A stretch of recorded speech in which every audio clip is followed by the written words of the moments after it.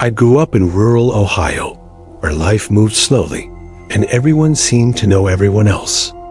Our neighborhood wasn't glamorous. It had its share of druggies and creeps, but it was home. Kids like us roamed freely during the day, relying on each other for safety. My family, known in the area thanks to my grandpa, a respected cop, carried a certain invisible shield of protection. Nobody messed with us. At least, that's what we believed. The winter morning in question felt like any other. It was cold, the kind of cold that seeped into your gloves, no matter how thick they were. My cousins and I, one younger, one my age, were at the end of our long driveway, waiting for the school bus. The sun was just starting to rise, casting pale light across the frost-covered fields. The bus was late, as it often was in winter, and we stood there shivering, trying to pass the time. The road stretched out in a straight line, and cars passing by weren't unusual.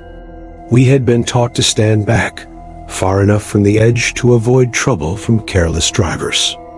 That morning, when I saw the faint glimmer of headlights in the distance, I barely gave it a thought. I glanced up briefly, then returned to my phone, earbuds in, music playing softly to drown out the chill.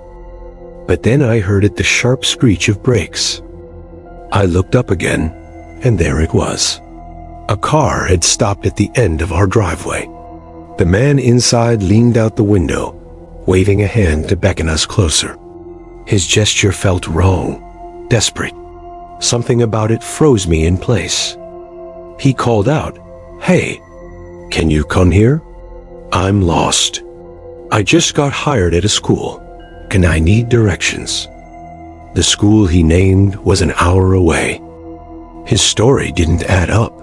Why would a teacher, hired and working in a district, be this far out and this late in the morning?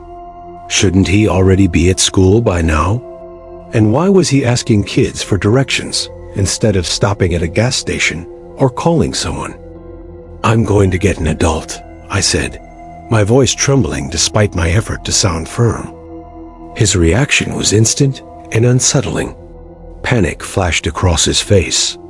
No, that's not necessary," he stammered.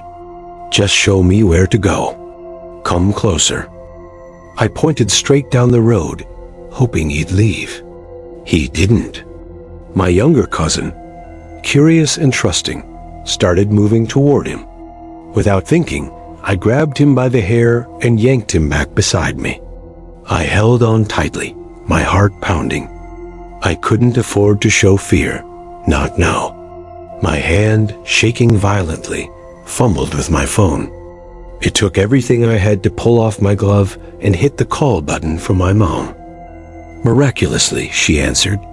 Through panicked sobs, I told her there was a man at the end of the driveway, and I thought he was going to hurt us. Hearing her voice was like a lifeline. "I'm coming," she yelled, and I could hear the urgency in her voice. The man must have realized what was happening because he bolted back to his car. Before I knew it, he was gone, tires screeching as he sped down the road. Another car, parked just around the bend, took off at the same time.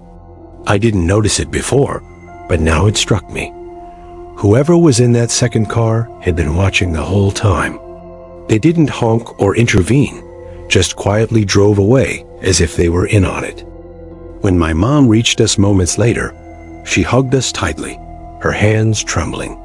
She called the police, who came later that day. Their investigation confirmed the worst of my fears. The man's car was found abandoned nearby. He wasn't a teacher, as he had claimed. He worked on barges, and the police suspected he was involved in sex trafficking. They believed he'd planned to grab one of us and escape onto the river. He was never caught. Even now, years later, the memory of that morning haunts me. I still avoid standing near roads, and I'm constantly on high alert, wary of every car that slows down. It terrifies me to think what might have happened if my mom hadn't answered the phone, or if I hadn't trusted my instincts to keep my cousin away. Monsters don't always hide in shadows. Sometimes they pull up in broad daylight and ask for directions.